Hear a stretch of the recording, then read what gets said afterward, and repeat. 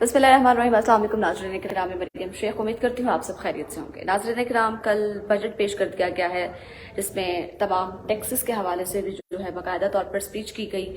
इसहाक डार की जानिब से उन्होंने जो है पेंशन में और सरकारी मुलाजमीन की तनख्वाहों में इजाफा किया। इसी के साथ साथ इलेक्शन पे थोड़ी सी बात कर लेते हैं। जनाब, कहा जा रहा था कि इलेक्शन जो है वो शायद इस साल में ना हो, क्योंकि हुकूमत की जानिब से कोई तासुरात जो है वो नहीं दिए जा रहे थे इलेक्शन के। इलेक्शन हुकूमत जो है वो मुत्तफिक दिखाई नहीं दे रही थी इलेक्शन करवाने पे। लेकिन आसिफ अली जरदारी साहब की जानिब से बयान सामने आया। उन्होंने कहा कि इलेक्शन होंगे, जरूर होंगे, लेकिन तब जब मैं चाहूंगा, जब मैं ऐलान करूंगा। जनाब, वज़ीर खजाना इसहाक डार ने आइंदा माली साल के लिए 14.5 खरब रुपए मालियत का बजट जो है वो पेश किया है।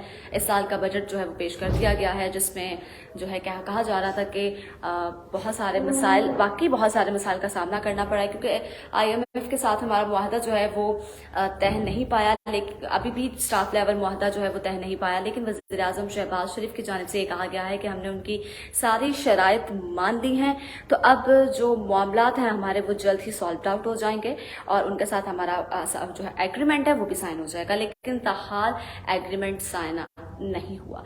जनाब, वज़ीर खजाना ने कहा है कि हुकूमत ने मुल्क में आम इंतखाबात करवाने के लिए बजट में रकम रखी है, ताहम इलेक्शन में ताखीर की बातें जो हैं वो गैर आईनी हैं, क्योंकि कहा जा रहा था कि बजट जो है वो शायद मंजूर नहीं होगा। बजट की वजह से जो है इलेक्शन शायद मुलतवी कर दिए जाएं, इलेक्शन नहीं होंगे, क्योंकि जब 14 मई को इलेक्शन की तारीख दी गई थी सुप्रीम कोर्ट की जानिब से, तब ये कहा गया था, इलेक्शन कमीशन को ये कहा गया था वफाकी हुकूमत ने, कि हमारे पास फिलहाल फंड्स नहीं हैं, हमारा बजट जो है वो अफोर्ड नहीं करता कि हम इलेक्शन 14 मई को करवाएं।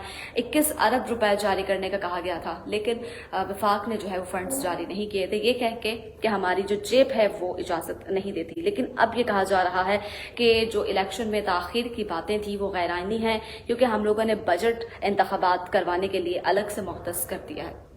राना सनाउल्लाह अपने हर बयान में एक बात कहते हैं, वो कहते हैं जनाब इलेक्शन होंगे, इसी साल होंगे, लेकिन अक्टूबर में होंगे। पहले कहा जा रहा था कि अगस्त में जो है वो असेंबलियों की मुद्दत पूरी हो जाएगी और फिर जो है इलेक्शन हो जाएंगे। लेकिन शुरू से राना सनाउल्लाह साहब जो है वो यही कहते हैं कि अक्टूबर में इलेक्शन होंगे, क्योंकि वाकई असेंबलियों की मुद्दत जो है वो अगस्त में पूरी होगी। क्योंकि जो इमरान खान ने असेंबलियां तहलील की थी, उन असेंबलियों का तहलील करने को ये लोग मानते ही नहीं, वफाक जो है वो मान ही नहीं रहा, उन्होंने कभी एक्सेप्ट ही नहीं किया इस चीज को।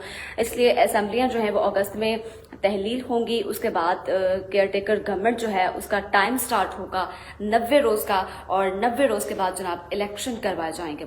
अब ये देखना बाकी है कि वाकई इलेक्शन अक्टूबर में करवाए जाएंगे या इस मामले को थोड़ा सा और डिले किया जाएगा, क्योंकि जरदारी साहब भी ये कह चुके हैं कि इलेक्शन करवाने की डेट वो खुद अनाउंस करेंगे। खैर, वफाकी बजट में जबकि GDP की शरह 3.5%, महंगाई की शरह में 21% तक इजाफा हुआ है। पिछले साल के निस्बत 2022 में जब ये बजट पेश किया गया था, उसकी निस्बत इस साल जो है वो 20 से 22% के दरमियान जो है इजाफा हुआ है। हर अशिया जो है, अशिया जरूरिया, उसको महंगा कर दिया गया, जिसमें आलू, प्याज, टमाटर, लहसुन, अदरक, चिकन के जो रेट हैं, उनके जो नर्ख हैं, उनमें भी इजाफा कर दिया गया। जनाब, जो गरीब तबका है, जो दिहाड़ीदार तबका है, वो कैसे गुजर बसर करेगा?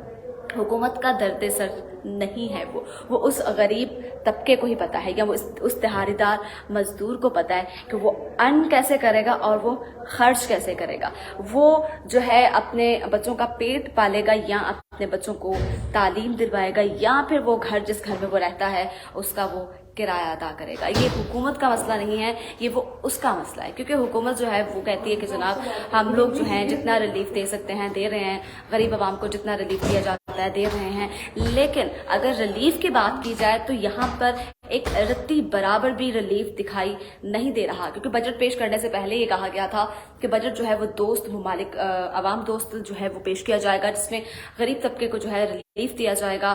फिलहाल हर चीज को महंगा कर दिया गया है, बच्चों का सूखा दूध तक महंगा कर दिया गया है। जो दूध आपको 1100 में मिलता था, 1000 में मिलता था, वो दूध का डिब्बा अब आपको 2600 रुपए में मिल रहा है, और उसमें भी मजीद टैक्स लगा दिया गया।